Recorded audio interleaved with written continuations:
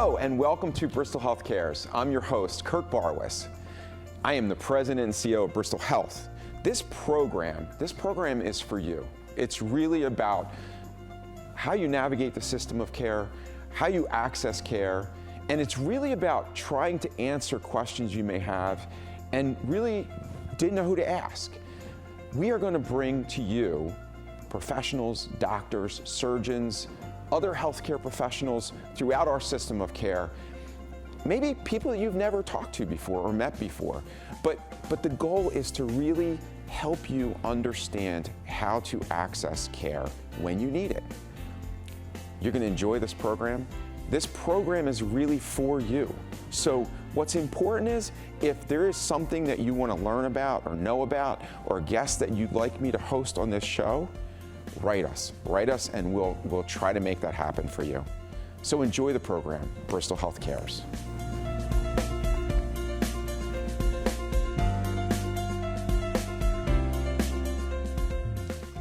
Hello and welcome to this episode of Bristol Health Cares. I am Kirk Barwis, your host, and I am the president and CEO of Bristol Health. And today we have a very special guest with us, Dr. Toshita Kumar.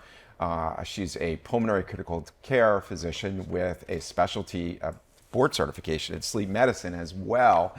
And we're going to talk today about a lot of things, but why don't we get started by having you introduce yourself and tell us about yourself. Sure. So my name is Toshita Kumar. I've been at Bristol Health for about 10 years. Thank you, Kurt, for hiring me again. And I love what I do. Because up here at Bristol Health, I'm able to do, critical care as well as sleep. Really passionate about sleep. We have a beautiful sleep center, and I'm the director of sleep medicine up here. Yeah, it's an absolutely outstanding sleep center. I was the first patient, and I also used the sleep center room before it opened when we had that horrible October snowstorm. I slept in there for a week and never left the hospital. Nice. So it's absolutely gorgeous and extremely well done. So let's talk a little bit about your background. Like, what made you pick sleep? And I mean, you've had this incredible journey. Right. So, as you might know, my father, he was 45 years old, and he passed away in his sleep. And in retrospect, he had all the classic symptoms of sleep apnea. So it started off as, I don't want this to happen to anyone ever again. And that's why I wanted to become a doctor. And initially thinking that he had had a heart attack in his sleep, I actually wanted to be a cardiologist. Oh. But as soon as I entered medical school, it turned out, again, as I was reading about sleep apnea, it became really obvious that that's what it was. And sleep apnea is actually, a very surprisingly common illness. And left untreated, it can cause, really devastating effects. So that's how I got into sleep medicine. And, it's been amazing. It's a complete 360 degrees where, I had a patient come in the other day and he was accompanied by his two daughters. He had severe sleep apnea and his life was now so much better getting the sleep apnea treated. So it is just extremely rewarding. I don't think I never connected the potential to actually have an early demise because you go untreated. I mean, and your motivation, your passion, because of your father is unbelievable. I'm sure he's up there looking down on you all the time and smiling like you're smiling right now, just saying this is amazing. So talk a little bit about the range of services that we offer at Bristol Health around sleep. Sure. So basically, we have a small sleep center. It's 2 beds. And so we offer all kinds of services. So the first one is home sleep testing, which is surprisingly common. It's getting more and more, we say it's much less invasive, very much more convenient for people that are active, working, and so on. So we give out these home sleep test kits. And the patient, once your doctor orders it or suspects that you might have sleep apnea, you'll come in, you'll pick up that kit. You would take it home, you'd go to sleep with it, you'd bring it back the next day. That part of the services is in our sleep clinic on Newell Road. within the hospital campus, right? And the other part of it is the sleep center, right? The 2-bedded sleep center, that is where you get your sleep studies with, we call them in the hospital or in-lab sleep studies. These are for more complicated patients that might have coexisting lung problems, heart problems, and that's the right study for them. So how does someone kind of come to the conclusion and kind of get into the process of being diagnosed? I mean, is it the spouse or someone else that says, hey, and a lot of people relate it to snoring at night, and that's not necessarily sleep apnea, right? I mean, it's correct. You could snore and you could have a sinus problem or another kind of problem, right? Right. So talk about that journey, and I think the viewing audience, because people know people that have issues, and how do they help somebody kind of navigate into that system of care? So many great points you bring up during this conversation. So yes, I think one of the really important things is listen to your spouse. Don't have your spouse have to record you and prove it to the doctor. Look, told you so. So listen to them when they say it, because, they're the ones that notice it. You're sleeping, you don't know. So one of the very common, symptoms would be snoring, episodes of choking or gasping for breath. So stopping and doing this thing. Yeah. That's a very common symptom. And then a lot of people will come back and tell me, I don't have sleep apnea. I'm not sleepy during the day.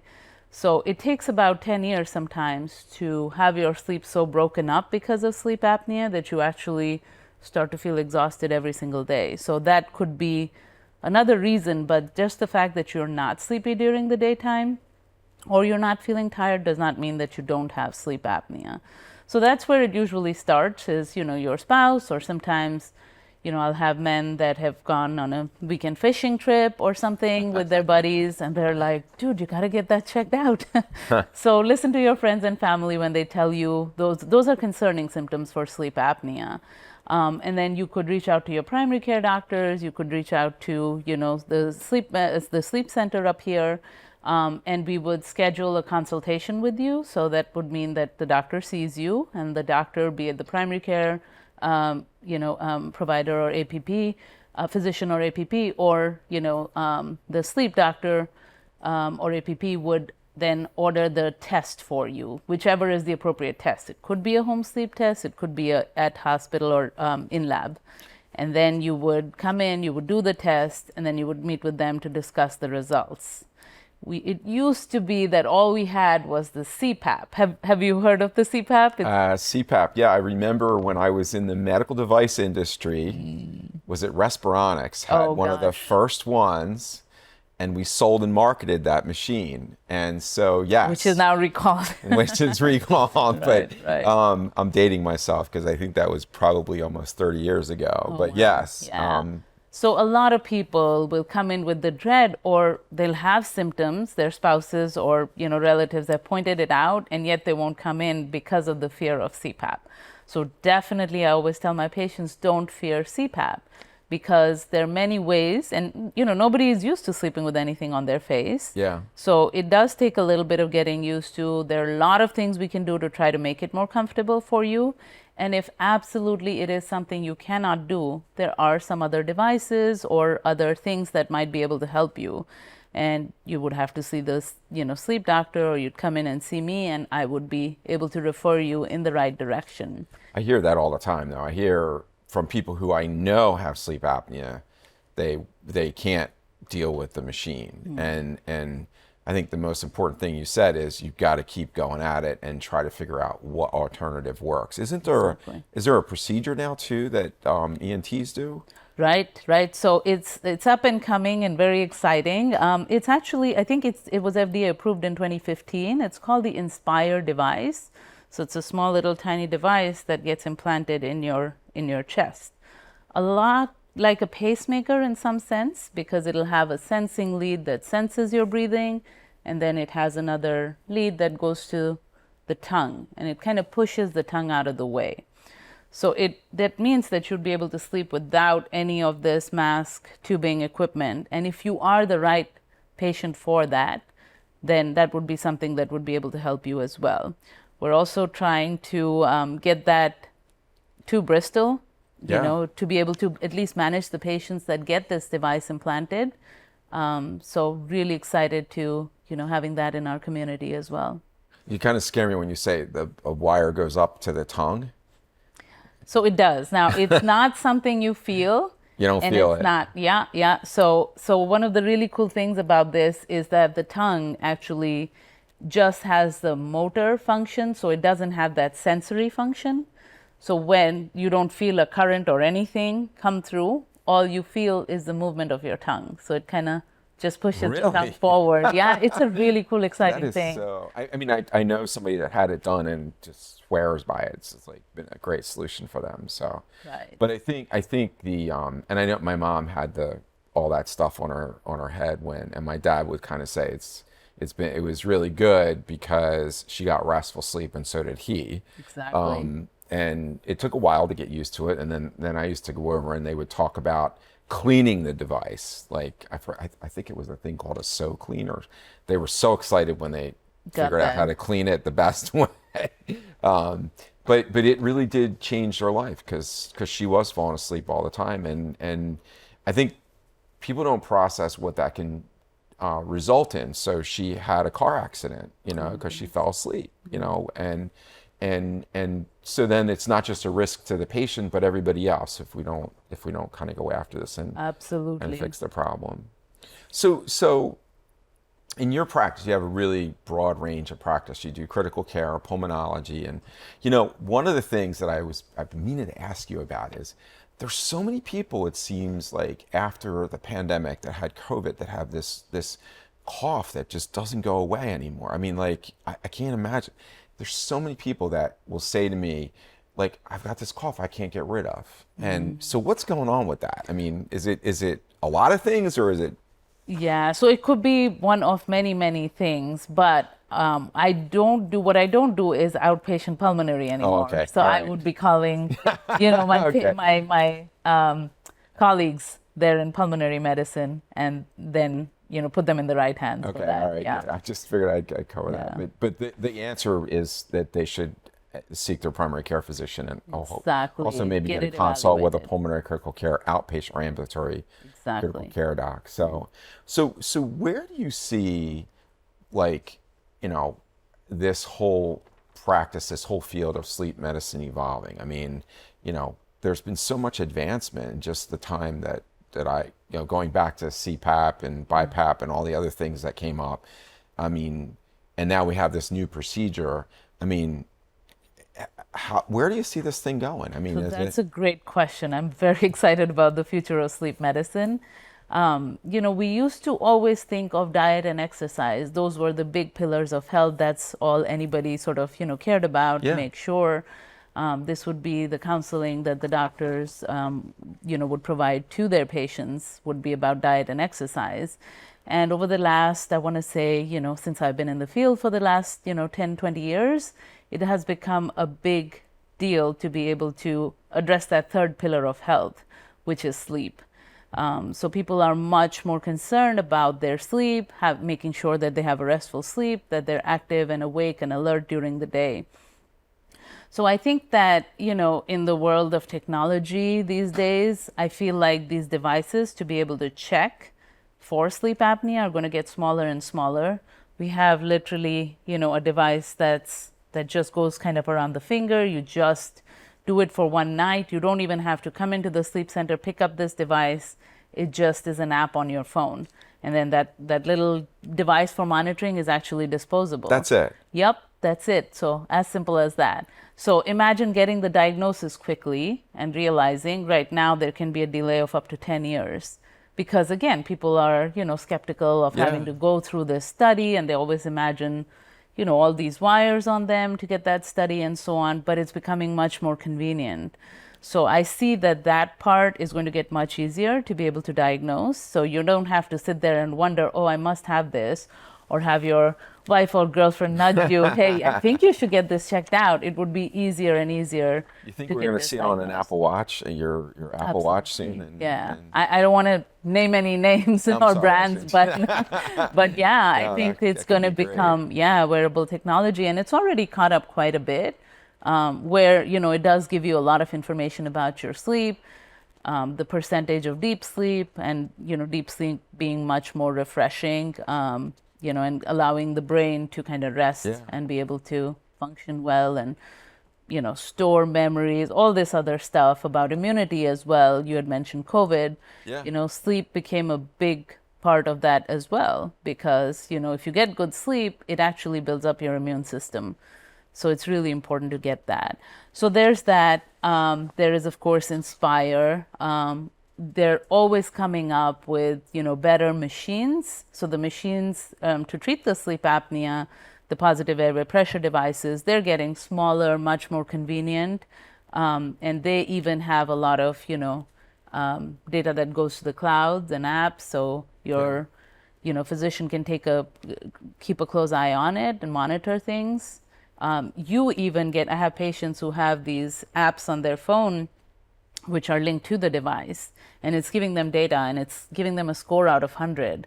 And I love that the patients are so engaged with that they're like, oh, I got a score of 99 yesterday. Oh, this time I'm going to get 100. So it takes into account how much sleep you're getting, what your number of events are, where you stop breathing and such. The mass, the fit, and all of that. Yeah. So all of that is coming up in a big way. We, of course, have the Inspire device. And then there's going to be, I'm sure, many more advances in the field. So let's talk about sleep itself. I mean, I talked to people like last night. My wife she took some tea with whatever that sleepy time tea is, which scares me because I'm very sensitive to any caffeine at all. So I don't trust that it's actually going to help me sleep. But getting ready for sleep, the environment for sleep, how important is all that? Thank you for asking this question. I love it. So, maybe I'll go through 5 tips for sleep, right? So the first one I say is consistency. And I know we've had the discussion about this. Consistency means waking up, let's say, at the same time every day. Yeah. So just because it's the weekend, you don't sleep in 3 more hours because that's going to, mess up the rest of your sleep schedule. And then come Monday, you're in a state of artificial jet lag. So it's actually really good for you to be able to wake up at the same time every day. I know for you it's supposed to be early, right? Yeah, and it's funny because now you remember this is a constant battle that I have at home because during the week I'm up every day between 5 and 5:30. Right. And then on the weekend, my wife is like, why you sleep in? And I'm like, I can't. And because you're right, it messes me up on Monday morning. Then Monday morning, I'm dead late if I sleep in late. So Exactly. and besides that, I feel guilty if I sleep in. So Right. I got to do something. So that's great. In my world, you get the, checkpoint there. That's a good thing. There you go. And then the second thing I would say is adequacy of sleep. So making sure that you're getting, adequate sleep in terms of you're not waking up throughout the night, that you're getting good restful sleep. The third thing, which is very closely related to that, is the duration of sleep. So for most adults, that should be between 7 and 9 hours. So it doesn't count if you sleep, you're working 2 shifts or something, and then you end up getting maybe 4 hours of sleep on the weekdays and trying to make up for it on the weekends. That's not going to work. There's no catch up. Right. There is no catch up. We say that those neurons or brain cells are destroyed forever. So it's really, really important to have a consistent duration. The other thing would be drinks, because you'd mentioned about the chamomile tea. Yeah. So that's one of my pet peeves too. You want to make sure, so people will sometimes have decaf. There are a lot of people that have caffeine after dinner, and that's definitely a problem too. The caffeine, for example, will stay in your system for about 8 hours. So the last time I will allow my patients to have caffeine would be around, 2 o'clock if their bedtime's going to be 10. But usually you want to start really winding down your caffeine after the morning. In the afternoon, if you must, have caffeine, then try to minimize the quantity and know that it's going to last in your system for about 8 hours. And people will tell me, no, I can actually drink coffee and go right to sleep, but then it still affects your sleep architecture. Yeah. And it also tells me that you're probably sleep deprived because, your body is being able to overcome the effect of that caffeine. And then for things like decaf or, chamomile tea, sometimes people aren't aware that it still has that diuretic effect. So you're going to get up and go to the bathroom, right? Mm-hmm. And especially becomes really important, in adult males, because you add that to the prostate problems, it becomes a big issue. And the third drink, I promise this is going to be the last thing about the drinks, is the alcohol. Alcohol and sleep usually do not like each other. A lot of people will come and tell me, no, but I sleep much better when I drink the alcohol. And the reason you might think that is because when you do drink alcohol, it does reduce the time it takes you to fall asleep. But then after that, it totally messes up your sleep because it'll wake you up in the middle of the night. It won't let you go into that deep, restful sleep. So it's really important to, either avoid or minimize, especially if you have a sleep problem. It's important to, change maybe even the timing of the drink. If you are going to have something, I say, maybe the Europeans have it lunchtime? Right. Yeah, Europeans have it right. Breakfast sometimes in some countries. I just came from one that breakfast they're having beer at breakfast. I'm like, beer at breakfast? How do you get to work? How do you go to work? Right. That's so important. I totally kind of can see all that. And, for me, caffeine is like, if I have any, it's got to be morning, because if I have it after lunch, but I also feel like with caffeine, I accelerate and then I crash. So does that not happen at dinner time? You can accelerate and crash, or are you saying it just stays in your body for 8 hours? Yeah, so again, like any drug, it stays in your body and has effects on your sleep architecture. So the amount of, deep sleep you have, the time it takes you to fall asleep, if you wake up in the middle of the night because you have to go to the bathroom now because you drank a whole cup of coffee or something. As I get old, that seems to be the common theme for me. It doesn't matter what I do. It's, but anyway. Always getting up. So, Dr. Kumar, thank you so much for this. So any last thoughts to the viewing audience? What was the one key takeaway you'd love to have them focus on? Right. So that's a great question. I would say listen to your family, friends, and spouses especially. If they tell you have a sleep problem, then, it's definitely important to get it checked out. Yeah. And have a more restful sleep. And I would say add to that, stay with it. Just keep going through the treatment, because obviously the consequences could be pretty bad. Devastating. And yeah, so thank you. You mentioned, was funny, you mentioned about going on that hunting or fishing trip. And I was on a trip with a bunch of guys in a room, and there was 5 of us in little, twin beds. And there was 3 of them. And I ended up having to put, earplugs in my, but the next morning I did exactly what you said, but I don't know that I convinced anybody to go, and I'll know next year when we go on that trip again. But thank you so much, really. Thank you. This has been a really great episode of Bristol Health Cares, and thank you for watching. And as I've said in the past, if you want us to cover something of interest to you, you can email us at cares@bristolhospital.org. Again, that's cares@bristolhospital.org. A special thank you to Nutmeg TV. This is a nonprofit organization. It's a very special organization, and they've got a talented crew here that does a phenomenal job of putting on these kind of programs for the community, and they need your support. So please, please, please think about them when you're doing your annual giving, and talk to other people about how special having this kind of a nonprofit cable TV program in your community is to everyone. As you can see, they have subscribe. It's all free. You can sign up and get it on just about any kind of streaming platform. So thank you again, and until the next time, this is Kurt Barwis, Bristol Health Cares, signing off.